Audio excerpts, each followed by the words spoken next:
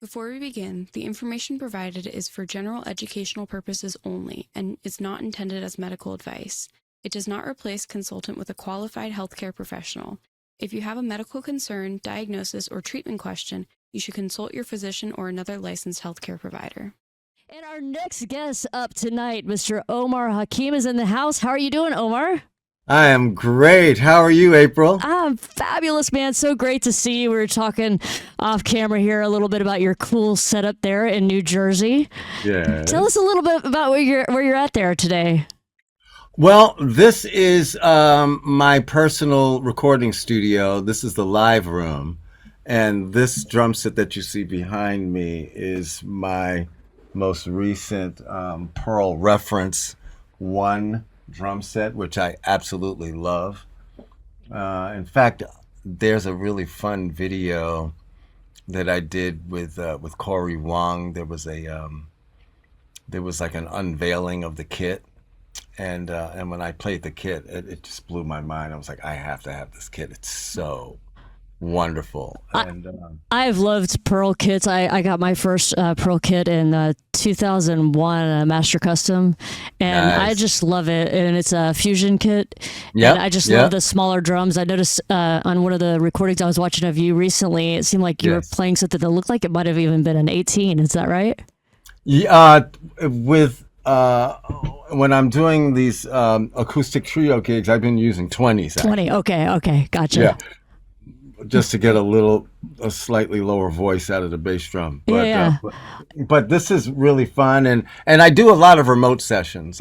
These days, people don't have big budgets to fly musicians all over the world, and back and forth to the coast and all of that. So now what people do is they send me files, and or they'll send me their Pro Tools sessions or whatever their stems or whatever, and I load them into my system. I record the drums and send them back stems of the drums. Everything separated out, nicely blended and balanced, and they can just mix to taste and do their Nice. thing. It's so cool how that's just become a thing, And I know COVID True. really kind of like sparked that big time.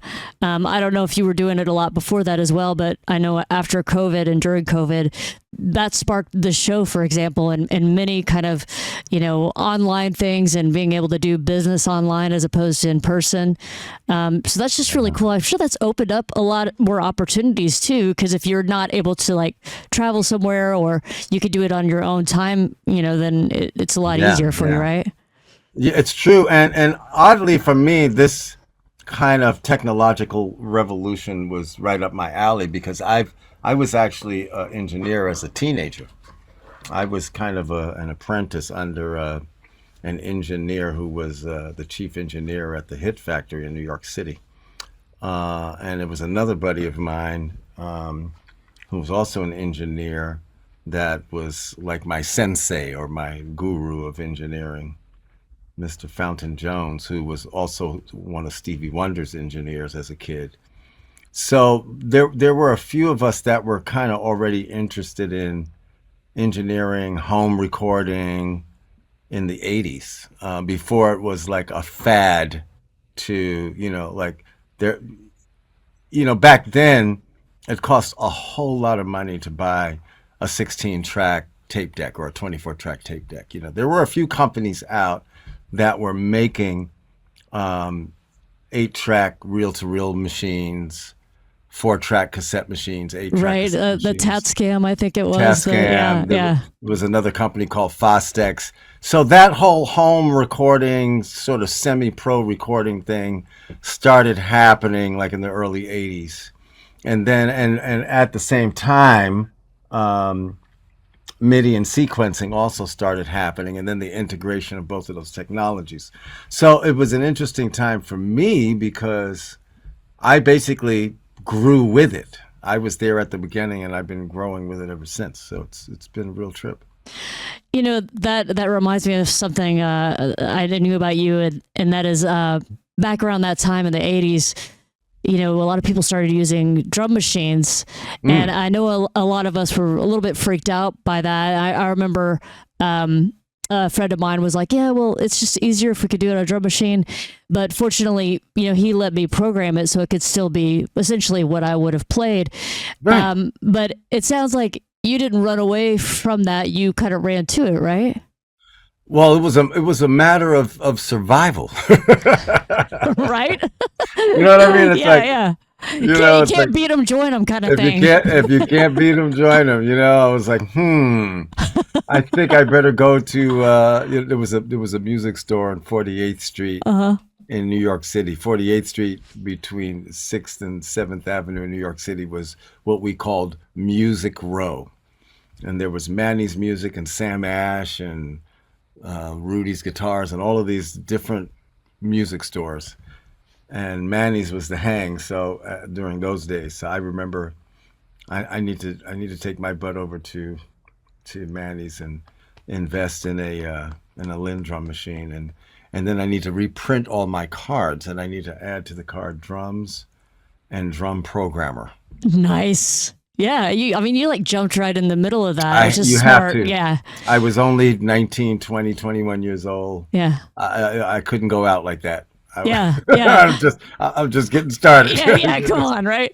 No, that's Right. so cool. I were jumping around a little bit. I usually like to start to hear how everything started, but I told you before we went live here, you have so much stuff to talk about. I mean, there's like just such a lifetime of amazing musical experiences. But I wonder if you could take a second and just take us back to when you were a child and how you first got involved with music and producing and drumming. Like, what was the draw for you? Okay. Well, the draw was my parents, actually. My dad was a professional musician, He's a trombonist, correct? a trombonist. Yep. He's from Birmingham, Alabama. He left home at 16 years old to go on tour with the Louis Armstrong Big Band. That's not a small gig, man.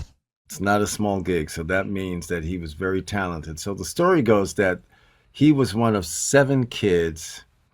Their parents, the dad was a Baptist minister, had a church in Birmingham, but unfortunately, both parents died when they were pretty young, leaving the eldest sister to look after the whole family of her 6 siblings.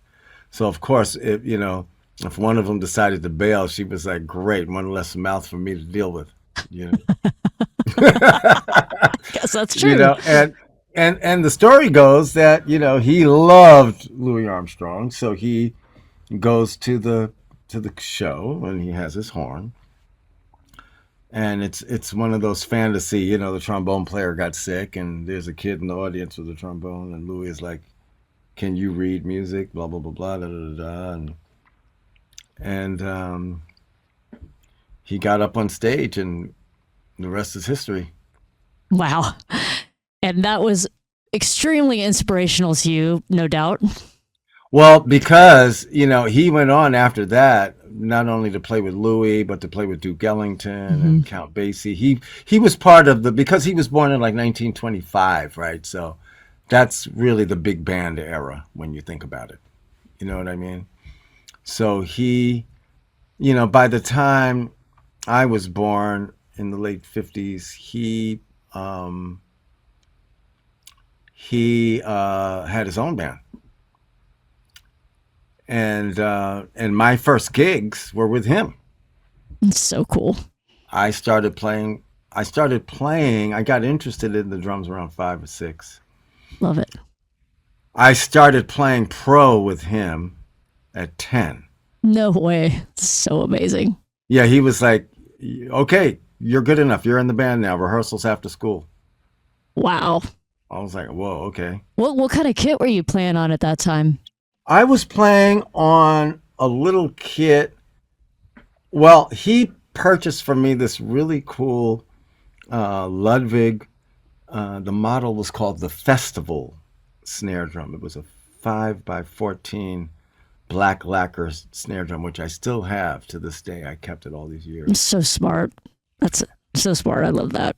Yeah, it's funny because I remember about 30 years ago, the drummer Lenny White from Return to Forever, I well, this was longer. He saw the drum. He saw me playing it somewhere. He said, "I want to buy that drum from you, man. That drum sounds amazing." I said, "Dude, I will never, Never ever. ever sell this drum. That's awesome. That's I will awesome. never." And actually, I like playing jazz with that drum too. It is really, it has a, but it's kind of a good all around drum. You know what I mean? But the rest of the kit was kind of like a Frankenstein kit, because there was a jazz club in Jamaica, Queens, New York, where I grew up, called the Club Ruby. That was kind of part of the national jazz club circuit. So a lot of famous jazz musicians would make the Club Ruby in Jamaica, Queens, which is right outside of New York City, a stop on their tour. And one of the cool things was they would have a Sunday afternoon brunch, and a lot of the parents would bring their kids to the afternoon brunch show, and you could see like amazing people there, like Freddie Hubbard on trumpet, or like Horace Silver, or you know, just really incredible music What a time to to be be alive, man. no, it was pretty remarkable. So eventually the club closed, and my dad purchased the house kit from them. So so I got the tom, the bass drum, along with my little Ludwig snare, hi-hat stand, and one cymbal, and that's what I played the gigs with. And then eventually I grabbed a kind of a beat up snare drum that this teacher at my elementary school let me have, and I turned it into a tom tom, and I put a tom mount on it and drilled it into the bass drum. That way I had like one tom tom, right? And so, Moving and up. I played that kit for a few years until I just made it work. I just Frankenstein the crap out of it Right.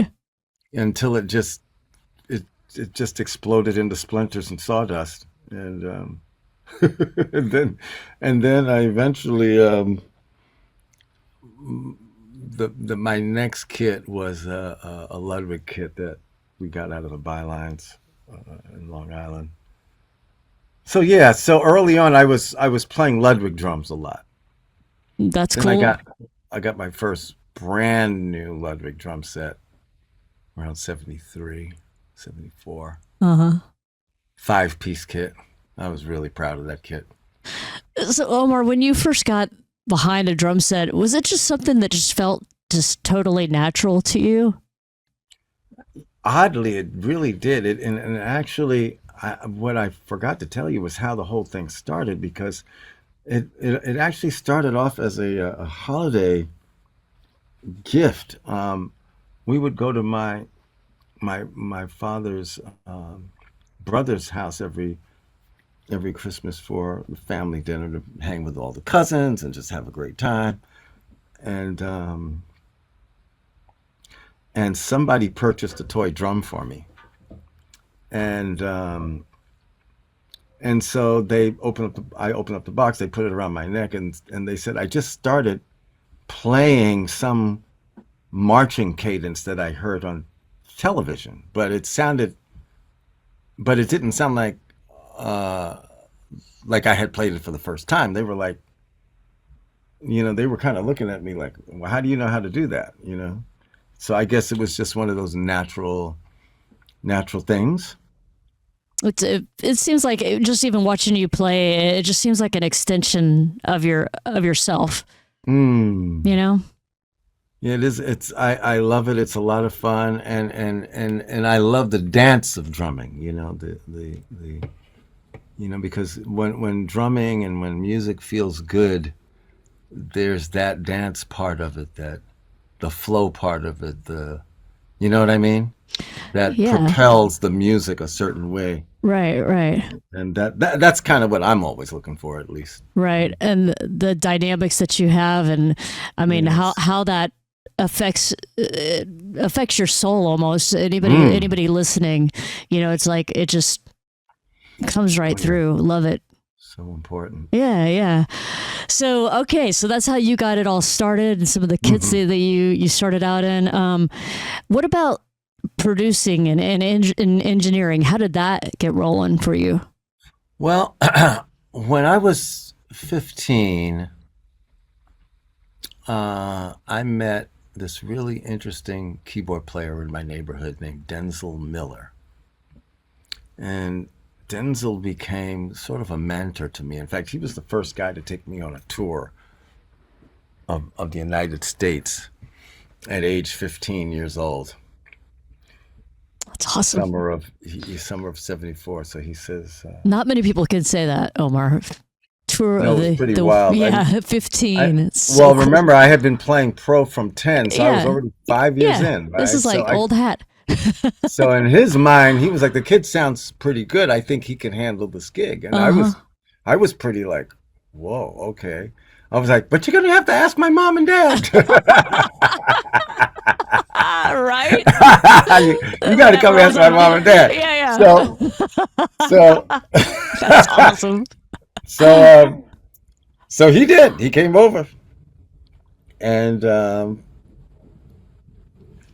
yeah, it was pretty funny because my mom was like, all right, well, where are you guys staying? And, you know, who's going to be watching after him? And, you know, the whole mom thing. And, you know, she had all of these kind of worrisome kind of questions. And my dad was the opposite of her. He was like, Amina, let the boy go. Yep. He's 16. I was on the road at 16. You guys need a ride to the airport? I mean, my dad was like, it's like pushing out the door. Come on, let's go. Do it. That's awesome. So it was pretty cool. And the reason why that's important is because it was Denzel, and that particular artist was a guy named Jay Mason. We were the opening act for a brand new band at the time called Hall & Oates. Oh, yeah. A brand new band. Brand new band, yep. Wow, that's crazy. Right. That's awesome. Yeah, we saw some really cool. We did gigs with Albert King. There was another funny tour with this 50s novelty act called Sha Na Na. I remember those guys. Blue, Bowser and that crew. Yeah. And there was an all-female rock band called Isis, also on the same record label, Buddha Records. So Jay, Isis, and Sha Na Na were all on Buddha Records. And we were touring around America at the time. I want to say Hall & Oates was on RCA. And then I mentioned Albert King. When we got to the West Coast, we did gigs with this really amazing band called Cold Blood. You ever heard of Cold Blood? No, I haven't. Oh, now there's a band. That is just such a love. Just make a note of that. Yeah, you're going to send me on some YouTube in tonight. Yeah, the drummer for Cold Blood was a guy named Sandy McKee.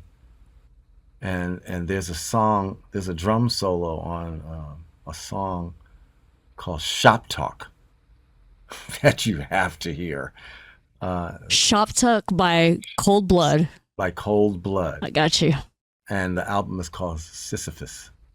Gotcha. And I want to say, I mean, they made several records. There's another record they made that's beautiful. I love the lead singer. Her name was Lydia Pence, I think was her name. They were great. And actually a lot of the guys in the horn section of Cold Blood, I think either went to or came from Tower of Power because they were a San Francisco band. Gotcha. So, part of the same community. Yeah. And I also we also did some gigs with Sarita Wright, the wife of Stevie Wonder, at the Troubadour in Los Angeles. So that was that summer was quite an action-packed, exciting summer on tour. Well, and it feels like since that moment in time, your musical experiences and your career just hasn't slowed down at all. Like you've reached into every corner of every genre there is with some of the work that you've done. I mean, being one of the founding members of Sting's solo group, playing on David Bowie's Let's Dance and playing with Madonna, like, I mean, all the things that you've done, and then the most recent work that you and your wife do that I want to make sure everybody knows about. Nice. The trio of Oz, as it were. So Rachel Z, your wife, and you guys get together and man, you guys have some amazing stuff. And, when I've been watching some of those videos, Omar, it just seemed like you guys share a brain or something. Like, it's so tight, man. How long have the three of you guys been playing together? About 10 years now. And with that's John. We had a different bass player before that, but with John, about 10 years. And you guys have been playing all over and touring and doing all kinds of things. Yeah. Where's your next show's going to be here coming up? Let me see. I think we have some Europe dates coming up in May. Yeah, we have some Europe dates coming up in May. Any of you out there that haven't seen this man, get on YouTube and check that out. I think I was watching something from Quest TV recently, and that whole performance is just killer. I know that you guys did like some reworks of some other tunes by like Depeche Mode and Stone Temple Pilots, and it's just so cool to hear that music done in such a different, refreshing way. It's just, man, it's like butter. I say, I mean, it's so true. It's true, and, and it's true because, I think what ends up happening with jazz sometimes, especially when you start to think about traditional jazz and even more so traditional acoustic jazz, you think about jazz standards, and then the repertoire is always the same, and then people are kind of bored with it. But jazz wasn't always meant to be that way. I mean, even John Coltrane in 1962 did My Favorite Things. You know what I mean? Yeah. You know what I mean? Mm-hmm. So the idea that you would take a pop song of the moment and reinterpret it is not unusual in jazz. Miles Davis did Human Nature, did a beautiful rendition of Human Nature by Michael Jackson. So this isn't new to jazz, but I think what's interesting about doing it is that you present a composition to the audience that they're familiar with, and then show them alternative possibility for what can happen harmonically and rhythmically with that piece of music. And then it becomes a new adventure. Yeah, totally. I don't think you could put it a better way. That's so true. And it reaches new people too that aren't as familiar with that style and just all the different ways that music can be interpreted. It's art, it really is. Yeah, it's fun. We have a lot of fun with it. Yeah.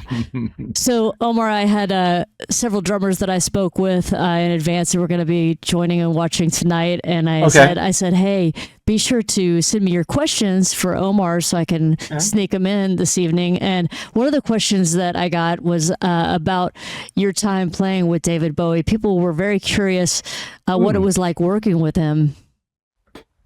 Well, David is super, super creative.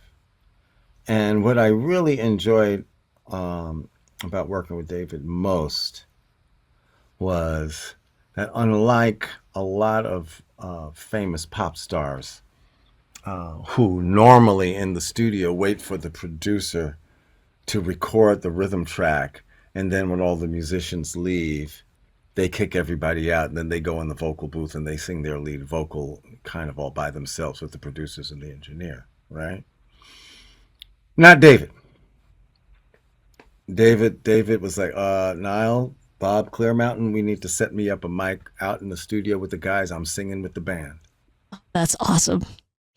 And I was like, that is so awesome. That is amazing. So, and we did that at the power station in New York City, Studio C, and in Studio C where they had the drums set up, the vocal booth was actually directly in front of the drums. So I had a direct line of sight to David. Wow. And it was a lot of fun. I mean, we talked and laughed our asses off and had a great time. And actually, the first song we cut was "Let's Dance," Wow. which is pretty wild. That's how that the is crazy. freaking session started with "Let's Dance." Dude, that is nuts. Wow. Isn't that nuts? Yeah. But that it's so cool that he did it like that, because there's just a very distinct energy when you're actually performing with the band as opposed to coming back in and laying it down over top. Being able to just feel it in the moment, and then that song just took off. Did you ever imagine that song would be as huge as it was? No, but it did feel magical in the studio though. But no, I can't say that I did. But then I started hearing it all over the radio, and it blew my mind. You know what I mean? It's really incredible. But it was very surreal. Yeah, it was incredible. So And cool. it was also an interesting moment for me too, because I was still playing drums for the band Weather Report. So on one hand, I'm in this like jazz fusion band that's touring, and then I take this break and I do this pop rock record that just goes nuts, and everybody's like, "That's the same guy? That can't be the same guy. That's Doesn't how you sound are. like You're a chameleon, Yeah, it doesn't sound really. like the same guy." But it was because I grew up listening to all of that music and being a fan of all of it, and you know what I mean?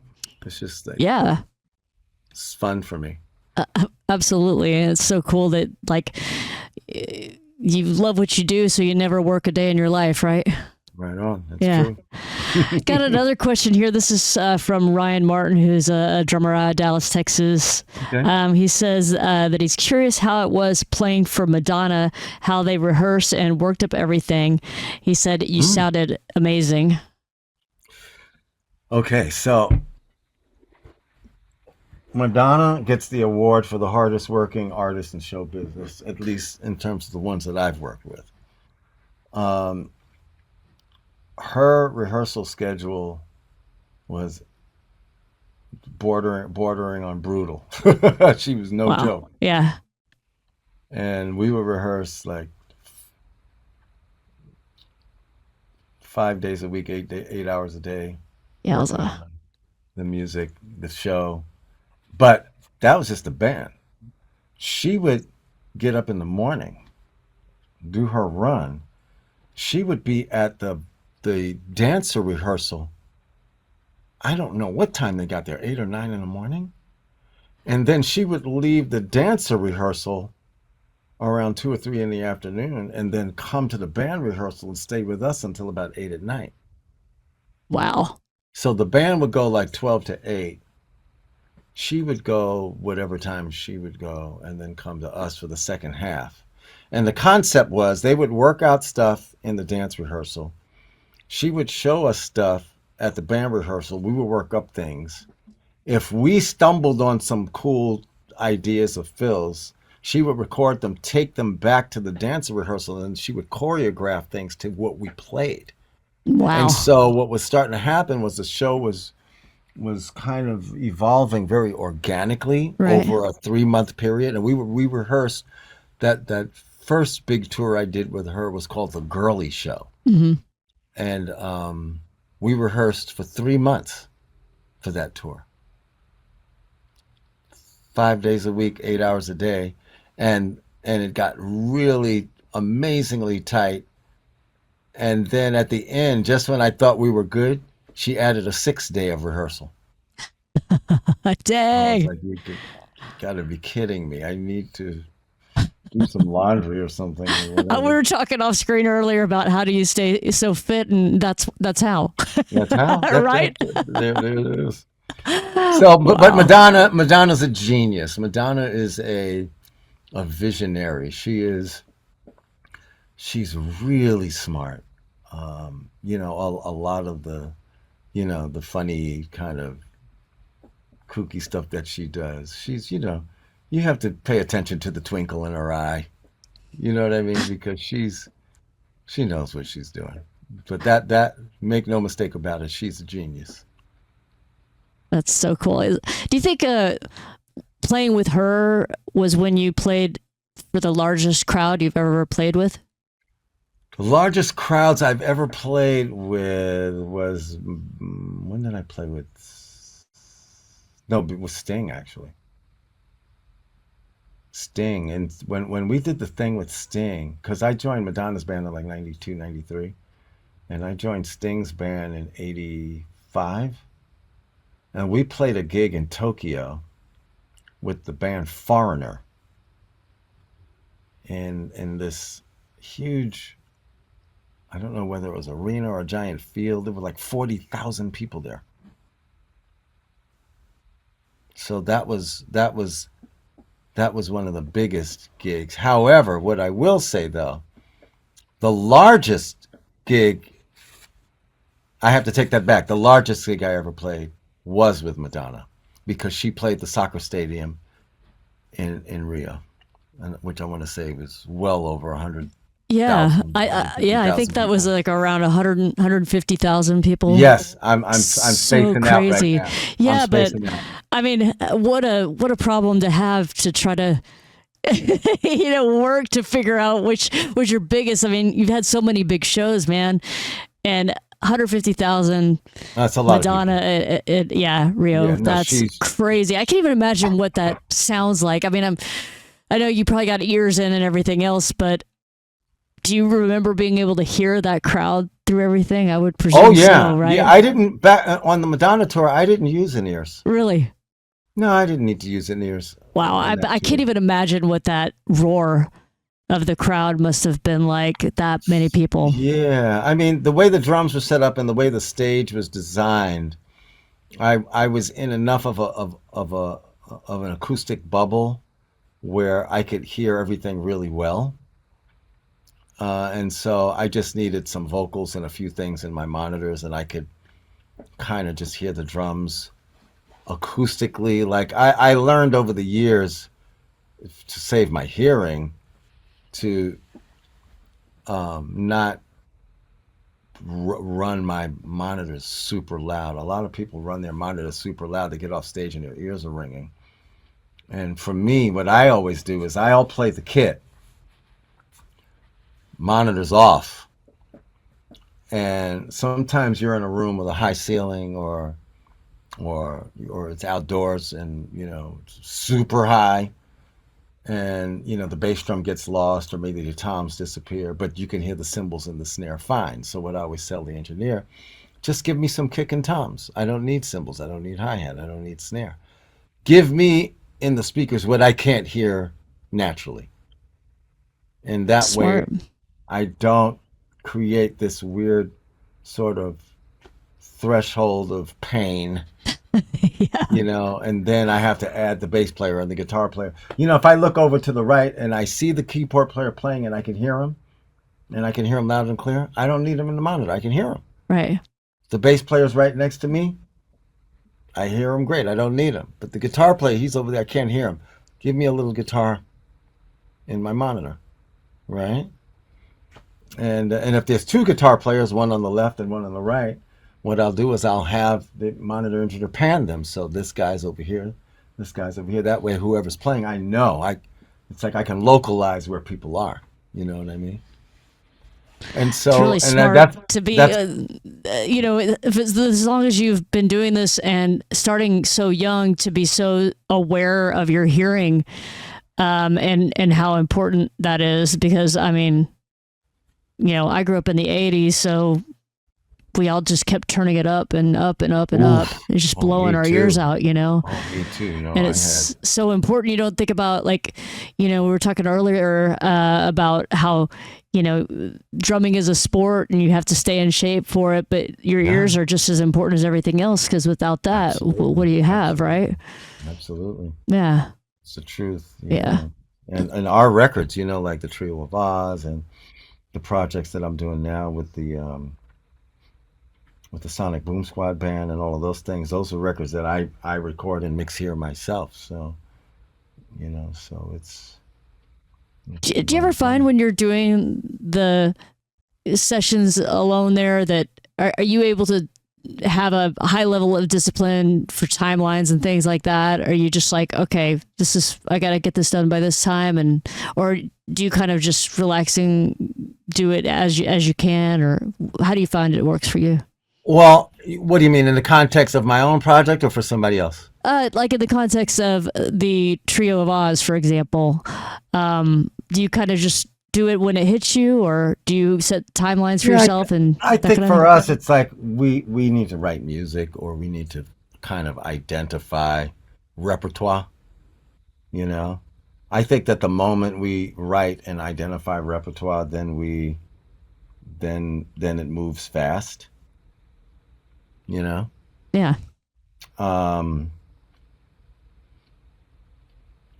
Because the trio is tight. So once we figure out those, once we figure out the approach. And actually, another thing that we like to do before we record is we also like to play these arrangements live.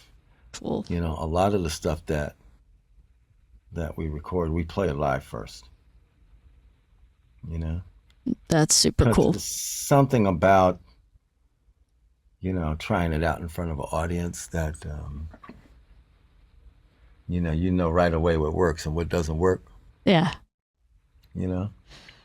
How long has it been since you first met Rachel?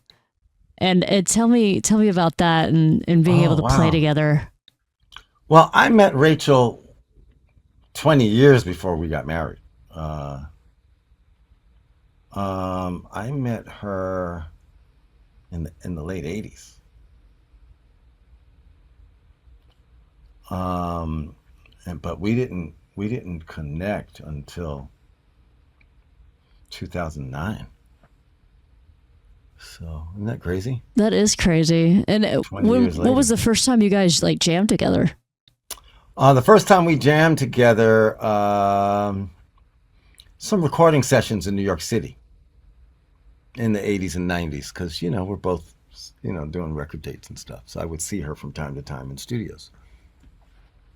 I was like, oh, there's cute keyboard girl again.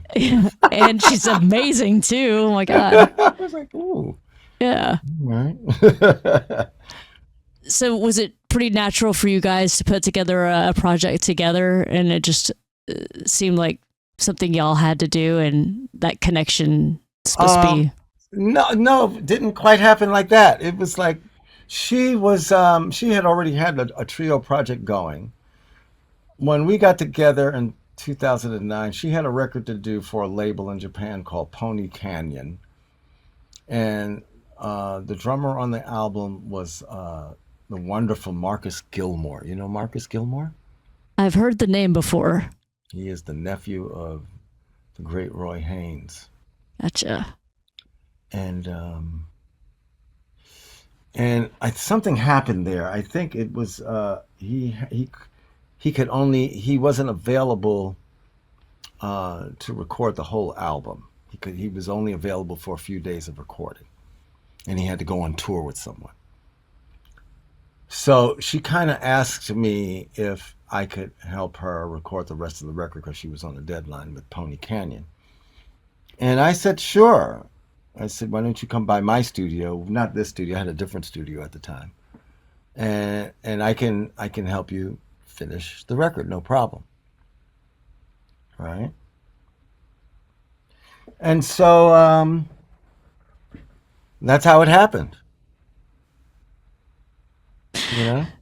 And the rest, they say, is history. It's history, yeah.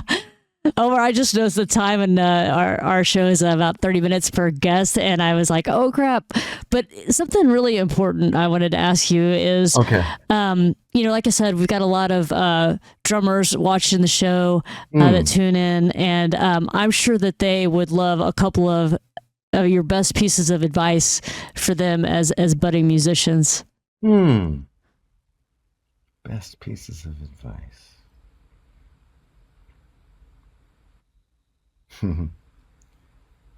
Oh boy, where do I begin?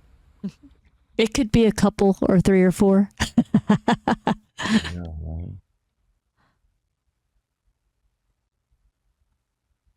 Give me a moment. I'm just trying to vibe this a little bit.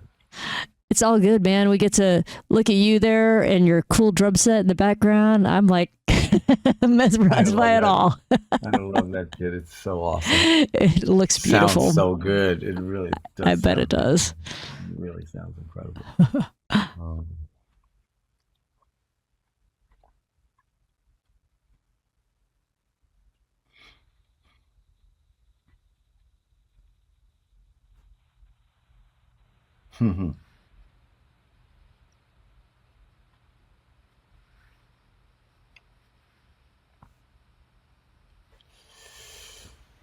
I don't know. Something keeps going through my head about second guessing yourself. I don't know why that keeps popping into my head right now. So I'm going to say maybe the universe wants me to talk about this. It's probably Second true. guessing, second guessing yourself, because I've had friends that had family members kind of like, you know, tell them, what they shouldn't do with their life or their career, and you know, why do you know why do you think you're going to make it, or why do you, or that's not a real job, or or all of those things that that people that didn't go for it themselves might say to somebody. Right, right. So they're like almost like they're squandering other people's dreams because they couldn't fulfill their own. Yeah, but the problem is sometimes the person who's getting the message doesn't realize that that person squandered their dreams, and that's why they're saying it to them. It's not because you can't do it. It's because they didn't do it. Right, right, So what's up with them? What, they don't want you to do it? I mean, what's up with that? right. Right? So I don't know. That was a weird thing. That I guess I was supposed to talk about that today. Yeah, it You makes know? sense. I mean, because I'm sure there are many people out there watching right now that feel like maybe they don't have what it takes, or that they're not getting the support for it, but they feel this really is their calling in life to be a Yeah, musician, and like exactly. I think that's the thing, is like there's something deep within you that's telling you to do that thing, Hmm. like that's how I'm not all the drummer that you are, sir, but but I mean, I felt the calling to continue to do this, which led me to this nonprofit, and then that's when I realized that's where my life was, and Beautiful. you just have to follow that pull, that instinct, There's I no think, question. yeah, yeah, There's no question. And that, following that pull and following that instinct is part of your growth as a musician, as a human. And it's also your spiritual path. See, this music life, or not just music, the art life, being an artist, being a dancer, being a, you know, it's it is a anything that takes this kind of discipline where you're dealing with solitude and practice, and it's not a 9 to 5 job where you punch a clock and you get a check every week, but you're basically on what we used to call the 30-day miracle. It's like the gigs come, the gig, and the bills get paid every 30 days, no matter what. Like it's like I used to always say, thank God for the 30-day miracle. I stayed true to my art. I stayed true to my commitment to being a professional musician and what I love and my passion for this thing, and give it everything I got and be the best that I could be from day to day, and let the universe lead the way. And then what the beauty of this is that you get to see or witness source energy at work for you. But it only works if you believe in it. Gotta have faith, man. It only works if you don't believe in it. It's like I saw this video today. It's it was about the fact that we are the world is a mirror, you know, when we're looking out and it's mirroring back to us. So whatever we are is what the world gives us back, right? What we think we are. Something to that effect. I'll find this video and share it with you. I love it, though. No, I love it. I love the whole concept of what you're sharing. And, you know, like you said, what you felt the universe was telling you to talk about. I think it's an important message for everybody. I especially these days, because, you know, there's a lot of attention on some things that matter and a lot of stuff that doesn't matter. So there's a lot of noise out there. There's a lot of noise. Say that. There's a lot of noise. So, but if you're focused on what you love and your music and your art and your expression, and, you know, it's just, I'm a witness for the last, you know, however many years I've been a professional musician, that, you know, my commitment to this thing has taken me all over the planet, and it's been an amazing ride, I tell you. It's been an amazing ride. Well, Omar, you're a huge inspiration to me, and I know many, and I really thank you so much for your wisdom and your time tonight. Such a pleasure to get a chance to talk to you outside of the noisy floors of NAMM. Exactly. You know I know, chaos. It was fun, though. I hope we can keep in touch, and love to touch base with you and maybe have you come out to a drumathon one year and experience that. So much fun. Would love to have you, and just thank you so much for being on the show tonight, man. I can't thank you enough. Such a pleasure to get to chat with you tonight. Pleasure was mine. Thank you. You have a great evening. All right, you too. Bye.